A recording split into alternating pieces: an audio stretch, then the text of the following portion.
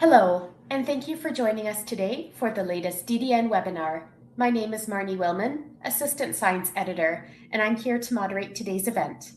I'm also very pleased to introduce Andre Muller, who will be presenting their talk, Crush It with Low Volume Viscosity Characterization on Honeybun. Andre Muller is the Director and Product Manager for Auntie and Honeybun at Unchained Labs. His expertise covers fluorescence, static light scattering, dynamic light scattering for biophysical characterization of proteins and viral vectors. His research experience spans from structural biology to plant physiology and across labs in Germany, Sweden, Denmark, and the US. Muller earned his PhD at the Carlsberg Laboratory and had a postdoctoral appointment at Stanford University. Welcome, Andre. Following the presentation, we will have a Q&A session, and we welcome any questions you may have. Please ask questions using the Q&A system to the side of the live stream player. I will now hand it over to Andre to begin his talk.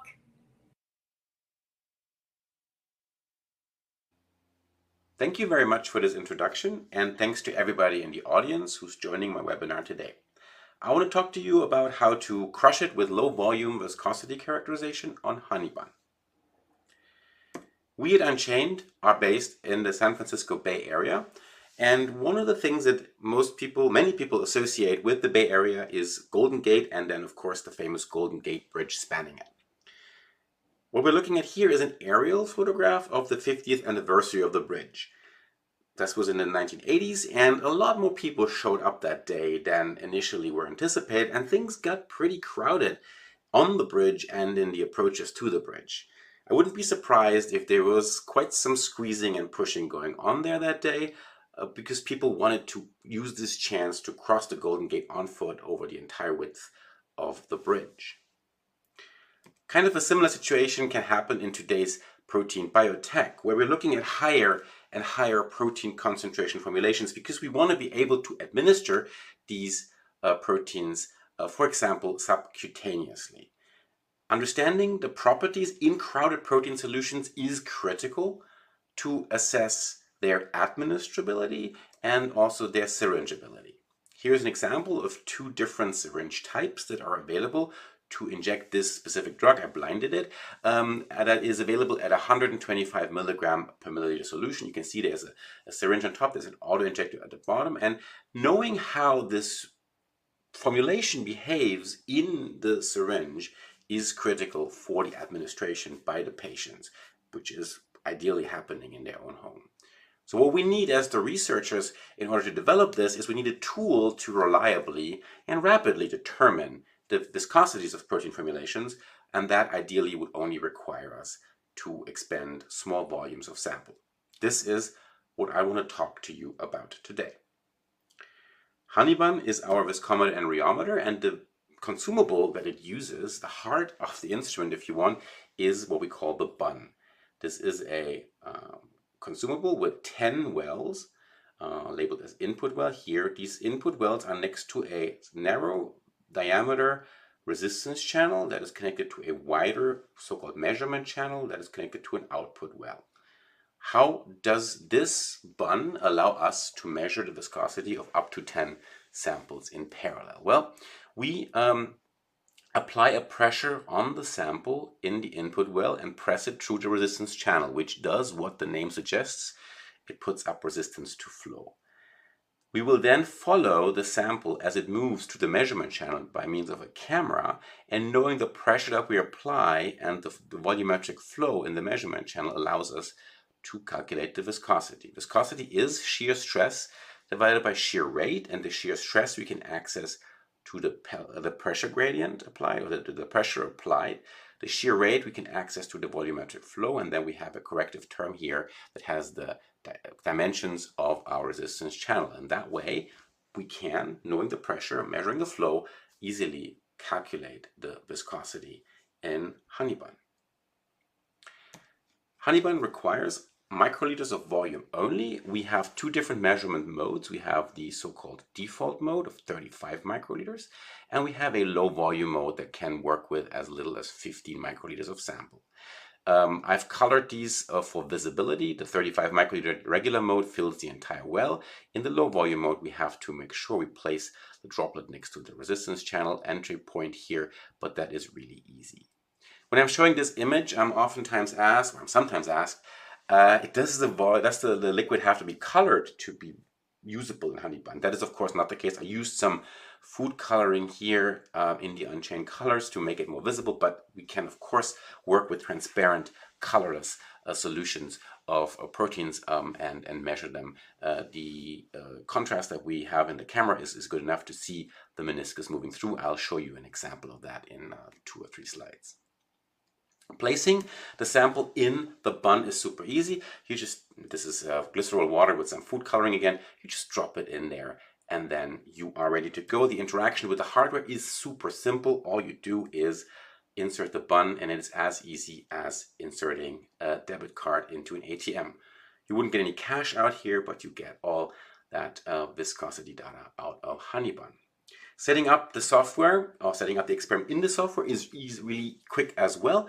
We made sure that there's no barriers to getting all the viscosity data that you need. You need as little as 3 clicks to start the experiment. You choose the sample, the well the sample is in. You can name your sample up here, your experiment up here, and then you click start and the experiment runs. This is an experiment that has actually run, so you can see from the data that's shown in the image here that there is the experiment is already finished. So what does it look like while the experiment is running? Well, we will see these liquids making their way through the measurement channel, and then the pixels that are counted here, that is the data that is used to calculate the viscosity. Here in this case, in the first well, we have water, and then we have a 2 centipoise and a 10 centipoise standard, and then we'll repeat that twice more. And you can see that water at the 20 degrees that we're measuring it here has a viscosity of 1 centipoise, and then we have a 2 centipoise and a 10 centipoise standard, and we can see how they are showing different volumetric flows as would be expected by their different viscosities. The standards we use, the 2CP and the 10CP standard here, are medical grade viscosity standards that are commercially available. And as I'm telling you about this here, as I'm talking you through this, the experiment is progressing and is almost finished already. We will collect data until the sample has reached these dots here, call them goalposts. That is as much data as we need to reliably calculate the viscosity in our regular experimental mode here. So for the 10 centipoise standard, it takes about a minute to record this, and then the experiment is done. Showing you the entire experiment in one single camera shot. This is a handheld camera. There's no cutting here. This is 1 minute, 43-minute video showing you how easy it is to use Honeybun. First, we select the well the sample is going to be in. Then we drop our sample into the well that we want to measure it in. We then insert the bun into Honeybun. And then we go back to the software and click start. That is the 3rd click we need to start this. Now starts the longest part, the longest interval of the experiment, if you want. That is the thermal equilibration of the sample. We're measuring here at 25 degrees Celsius, so very close to ambient temperature. The instrument has about 20 seconds, the software gives the sample about 20 seconds to equilibrate. If we were measuring at different temperatures, different from ambient temperature, so either at the upper end of 45 degrees or the lower end of 4 degrees, the instrument would, or the software would, give the sample a little bit more time to thermally equilibrate. Now the sample is being pressurized, and we are following the meniscus as it moves through the measurement channel. You can see how that progresses, how the pixels are being counted, and that will progress until the dot is reached, at which point the experiment is finished and the data will be presented in a report straight away. You can export these videos, and you also have an Excel file and an HTML file as your experimental report. When you take the bun out, you can see that the sample has moved from the input well into the measurement channel through the resistance channel. That is how easy it is to run a sample in Honeybun. Again, this video was 1 minute and 43 seconds. If you were running not 1 but 5 or 10 samples, it would take the exact same amount of time to run it. It would take you a little bit longer to load the samples, but still, I mean, this is like a really quick way, a super convenient way of getting all that viscosity data. Here we see the results of concentration, a series of protein samples. So this is a monoclonal antibody solution between 0 and 75 milligram per milliliter. We see how the viscosity increases with increasing concentration, and it shows the typical exponential trace. So at about 40 milligram per milliliter is when we see that increasing in an exponential fashion, really. I mean, it's obvious that it's exponential at that point about. We can see that there's little error bars connected with it, judgment, or the judgment of the precision of the measurement, comes from the fact that Honeybun is not only a viscometer, but it's also a rheometer, and we do measure not only one pressure applied, but we sweep 20 different pressures to give you information about the viscosity at different shear rates, and allows us to differentiate Newtonian from non-Newtonian behaviors of our samples. And what we see in the overview here is the average between those 20. And if we would see like a negative slope, that would be shear thinning. If we saw a positive slope, that would be shear thickening. And that way we could differentiate, is our sample behaving in a non-Newtonian fashion or not? These ones are all nicely Newtonian. As I mentioned earlier briefly, the instrument can measure from 4 degrees Celsius all the way to 45 degrees.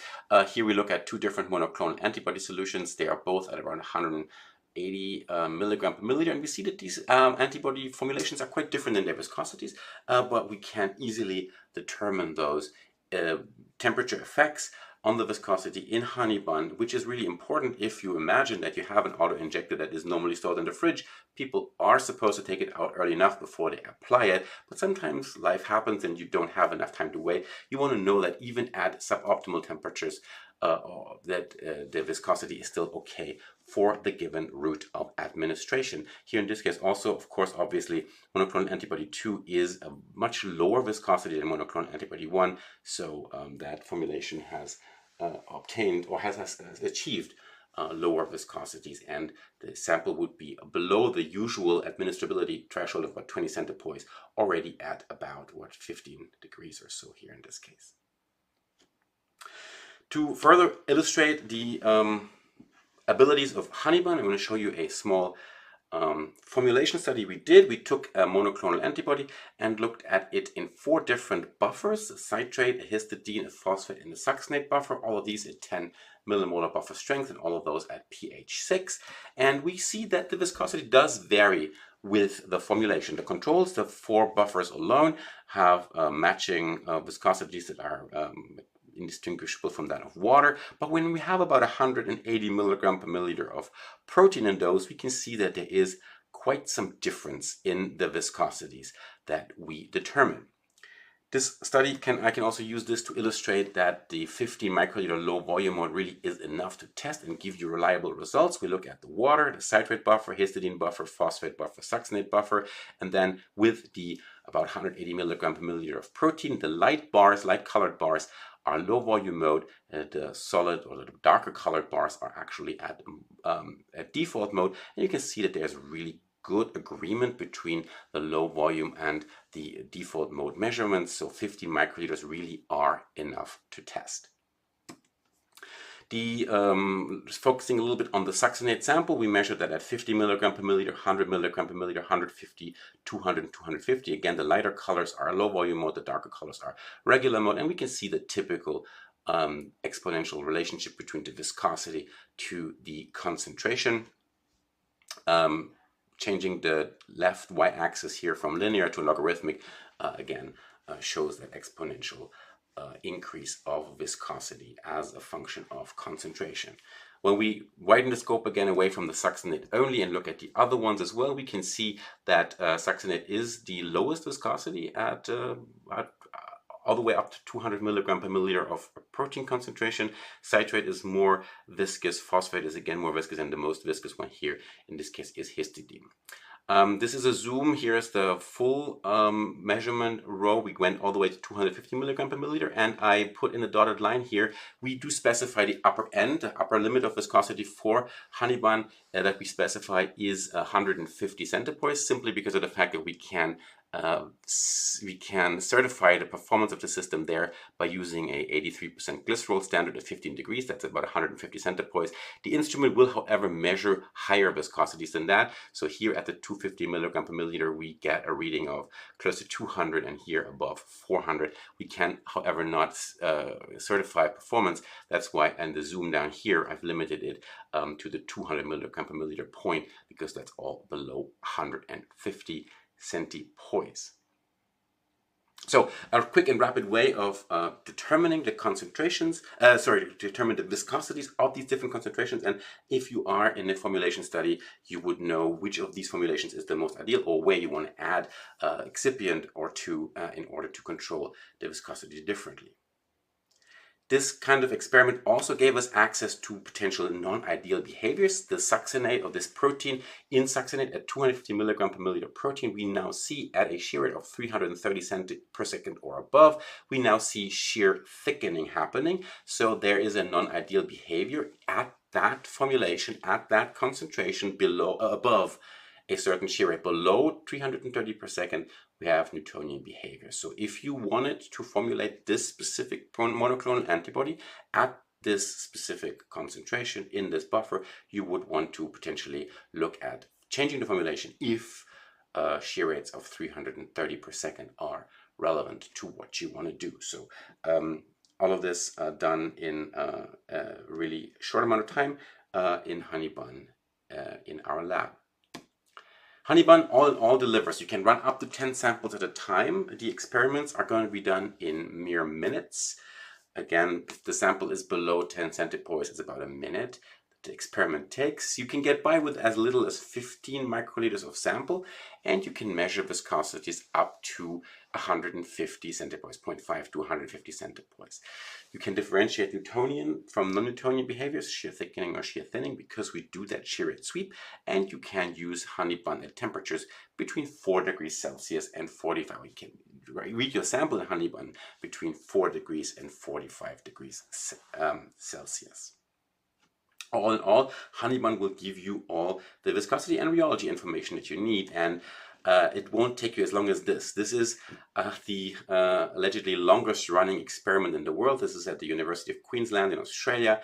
This is tar in a funnel, and every 30 years or so, a drop falls off and is being then weighed to determine the viscosity of this tar. In case of Honeybun, it won't take you that long to close out your experiment. I think there's actually a webcam setup so you can watch it, but I think it makes for pretty, it's a good late night watch, because there's not much happening there and you will fall asleep.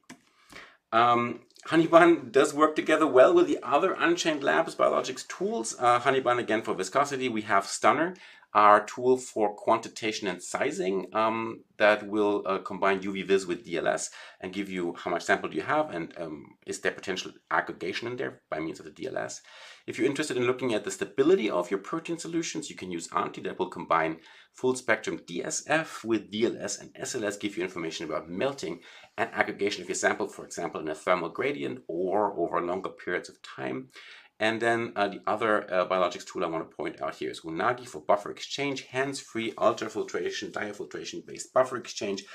We used Unagi in this work here to obtain the high protein concentrations. You can also use it to reduce sample volume and up the concentration, and also used it here to get into the succinate, histidine, phosphate, and succinate buffers. That is my last slide. I am looking forward to your questions and want to thank you very much for your attention.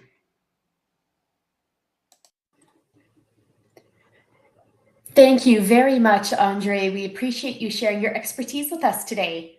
We are now going to move into the Q&A session. To submit a question to our speaker, please enter your question into the box on the side of the live stream player and click send. We'll answer as many questions as possible during the time available. I see we already have some questions submitted, so I'll move straight on to these now. Our first audience question is, can the consumable be reused? The consumable can be used until all the wells are used up. So every well, every lane, every channel is designed for single use. but you can use this bun multiple times until you have used all the individual wells. There is, as you might have noticed, a QR code on the bun, so the bun is individually identifiable. The report that Honeybun produces has the bun ID in it, so that traceability is there. And again, every well is single use, and the bun can be used until all the wells have been consumed. Great, thank you for clarifying that for us. Another audience member has asked, can I recover my sample after it's measured? I would say you can. However, be aware that the sample is going to have experienced shear. So the sample might have been altered in that experiment compared to what it was before. If you do load your 35 microliters in default mode into the input well, not all of that sample is going to experience shear because not everything is going to be pressed through the resistance channel. So there is going to be some volume remaining, say about 15 to 18 microliters or so, that you could take back out that would not have been sheared. The sample that is in the channel, you can't really pipette it out of there, but that sample also would have been experiencing shear, so I would not necessarily take that back out. But whatever remains in the input well is something that is recoverable in principle. Great, thank you. We have another question here that says, what does Honeybun need in a lab? Are there any requirements? Yes, there is one requirement. So of course you need a sturdy bench. That should be normal. You have an instrument and you have a laptop next to it. The one thing that Honeybun needs is air, clean, dry air or clean, dry nitrogen, because it needs to exert pressure. So you need to have at least 6 bars of pressure available at the instrument input in order to pressurize the sample and run the experiment. So bench space, power, and clean, dry air is required. Fantastic, thank you. And can you also clarify for the audience, what is the precision of viscosity determination? Honeybun accuracy and precision is below 3% across the specified range of 0.5 to 150 centipoise. As I was showing in that one slide, Honeybun does not stop reporting at 150, but since 150 centipoise is where we have a standard, we can certify performance. That is our below 3% spec.